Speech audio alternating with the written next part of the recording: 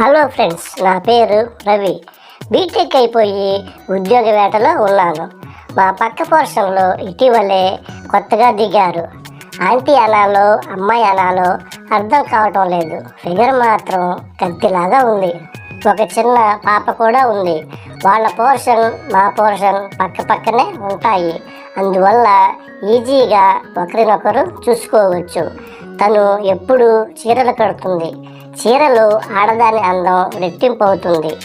తను 2-3 సార్లు మా ఇంటికి వచ్చి మా అమ్మతో మాట్లాడి వెళ్ళింది. అప్పుడు నన్ను ఓరగంట చూస్తుంది. ఆ విషయం నేను గమనించాను. పర్లేదు, లైన్లోకి వస్తుంది అనుకున్నాను. ఒకరోజు నేను స్నానం చేసి టవల్ మీద ఇంట్లో కూర్చొని ఉన్నాను. తాను లోపలికి వచ్చింది. నన్ను టవల్ మీద చూసి కంగారుగా వెళ్ళిపోయింది. నేను వెంటనే డ్రెస్ వేసుకొని వాళ్ళ ఇంటికి వెళ్ళాను. ఇల్లు చాలా నీట్గా సర్ది ఉంది, కానీ ఇంకా కొన్ని సామాన్లు కిందనే ఉన్నాయి.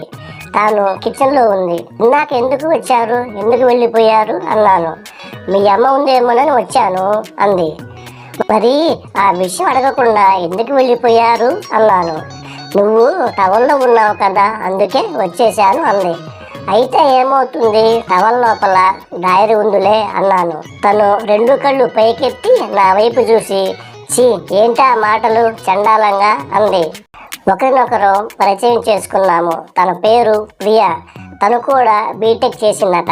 పాప పుట్టిన తర్వాత ఇంట్లోనే ఉంటుందంట. పాప ఎల్కేజీ చదువుతుంది.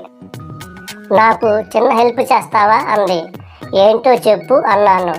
ఇంట్లో అవసరం లేని సామాన్ అన్నీ షెల్ఫ్ మీద పడేయాలి, హెల్ప్ చేయవా అంది. మీ వారు ఉన్నారు కదా అన్నాను. ఆయన చేసేవాడైతే నిన్నెందుకు పిలుస్తాను? ఆయనకి ఎప్పుడు డబ్బు వ్యాపారం మాత్రమే లోకం. ఇంటిని నన్ను సరిగా పట్టించుకోడు అంది. నాలో ఆశ మొదలైంది. పర్లేదు, ఈజీగానే లైన్లోకి వస్తుంది అనుకున్నాను. తను కుర్చీపైకి ఎక్కి అన్నీ అందివ్వమంది. నేను అందిస్తున్నాను. అన్నీ అయిపోయాయి. ఇక పాత టీవీ ఒకటి పైకెత్తాలి. అది చాలా బరువుగా ఉండటంతో తాను బాగా కిందకు వంగి నా దగ్గర నుండి తీసుకొని పైన పెట్టబోయింది. తాను బాగా ముందుకు వంగటంతో బయట జారిపోయింది. అప్పుడు కనిపించాయి అమృతం నిండిన తన ఎత్తైన ఎద సంపద. చి ఓ ఇంటికి అంది సిగ్గుపడుతూ. నేను అక్కడి నుండి కదలలేదు.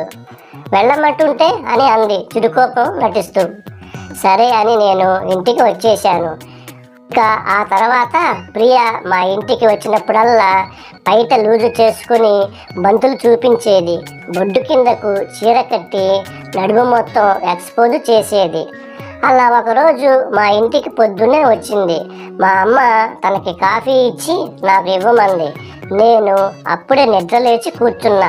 అందరికీ తెలిసిన విషయమే కదా, పొద్దున్నే మనతో పాటు మన తమ్ముడు కూడా లెగుస్తాడు. అసలే డ్రాయర్ మీద ఉన్నాను, పైన దుప్పటి ఉంది. ప్రియ నా దగ్గరికి వచ్చి, ఇద్దరు నిద్ర లేచారా అంది చిలిపిగా నవ్వుతూ.